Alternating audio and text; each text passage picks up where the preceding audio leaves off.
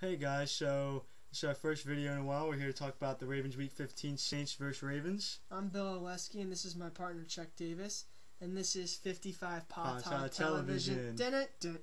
Well, this game seems really promising. It's both important for both teams to win this game because whoever loses, this could be the last game for them considering playoff contention. So let's start off with some general overviews. Austin, how do you think this game is going to go, considering injuries, what we know thus far, and the weather, how this game's going to play out?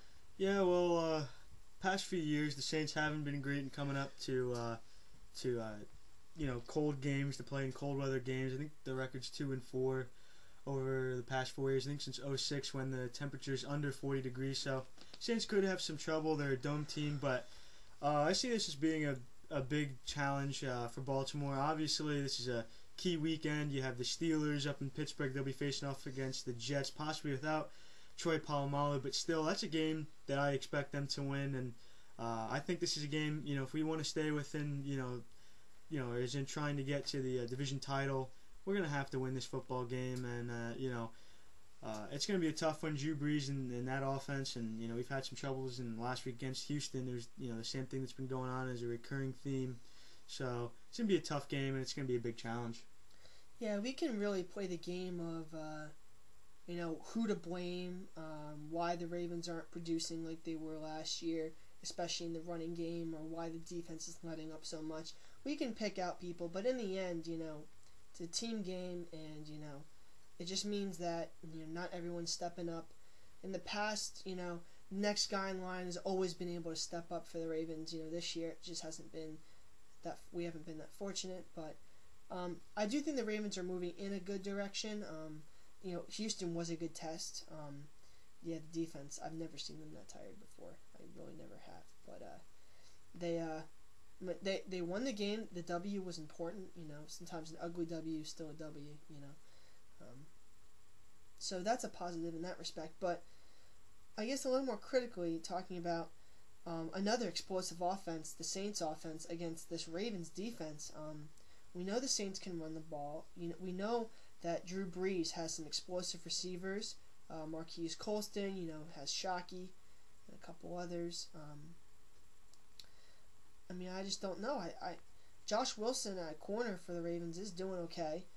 Chris Carr's doing okay. Ladarius Webb's okay. But, I don't know. I saw some huge gaps against the Texans. And they dropped, the first half, the Texan receivers dropped like 5 balls. That's a lot. Yeah. And wide open. Like Owen Daniels, boom. So. Yeah.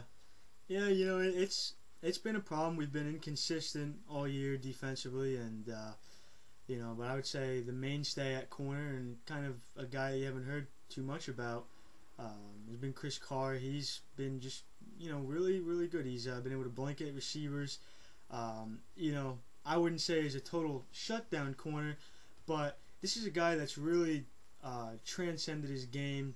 You talk about last year, he was getting beat a lot and kind of breaking into the system here that we have, and he's really done a good job this year. Ladarius Webb, he's coming back from the ACL injury. He's been a little slow to get back into form.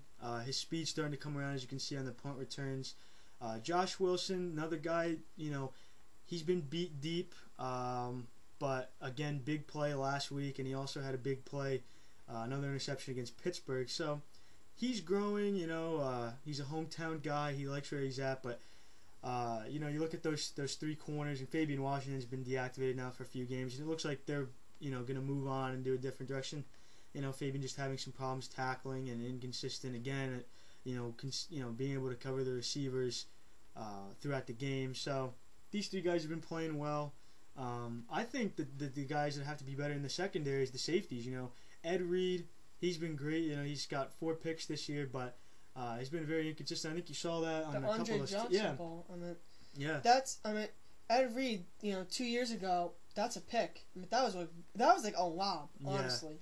Yeah, and Schaub has that ability to make those types of throws, but Ed even said that he played like a rookie, that he felt like he played like a rookie and just made a lot of mental mistakes. So hopefully that's something that they can that they can adjust. And Dewan Landry too. He's had some troubles with tackling, especially. And the beginning of the year, I was like really like especially going into preseason, Yeah. and then you know one happened to another, and now we're this far into the season, and it just seems like kind of disappointing. Yeah, well, I think too when you look at the front seven, you talked about guys getting tired. Greg Madison just this week he's stated that he's gonna start putting in more fresh guys, get more rotations going, because that was a big problem at the end of the game to see guys tired. I mean, they're just ineffective at that point, and I think it's gonna be good to see fresh legs in there, get new guys in there, get them some experience too. And the Ravens are stacked. I mean, their backups aren't horrible. No. So to get that young blood in there, did you see Kruger last game? I saw him a couple times, But and he'll get in there.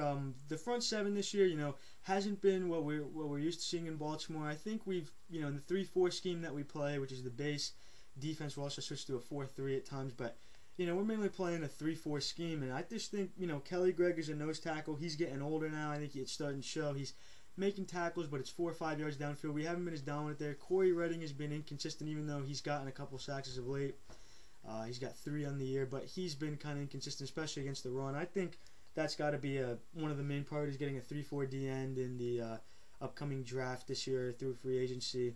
But for this year, we have to deal with what we have. I think we've got good players. Madison, there's been a lot of scrutiny over, is this guy, a Rex Ryan, a Nolan, a Marvin Lewis of the past, but the past coordinators that we've had in Baltimore, and I think we're used to seeing just this dominant D, and it's just a little bit of transition. Obviously, you got some older guys, Ray and Ed, and some young guys as well. I think we're kind of in that stage. I mean, I think few guys have been dominating for us, and that's Terrell Suggs and Haloti Nada. Those two guys, Suggs and Nada, have just been absolutely man-child, right? Just beasts. They've been doing great.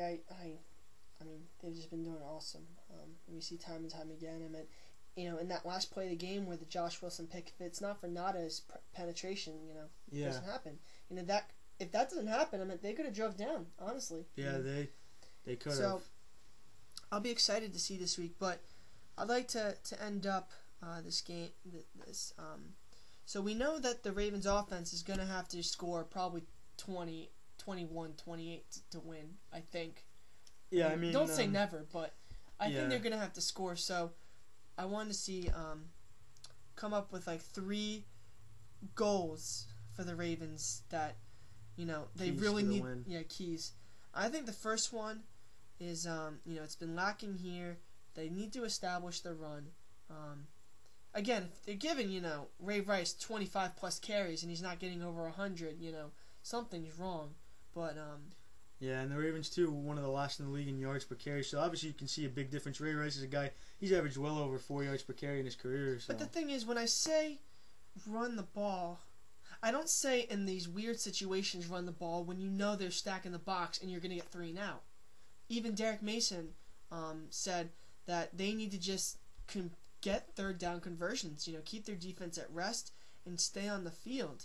So I'm looking for, I guess my next point would be third down conversions. That second half, yeah. And that's been a problem because I think it's just, it's been kind of too, I think, on Cam Cameron, the offensive coordinator.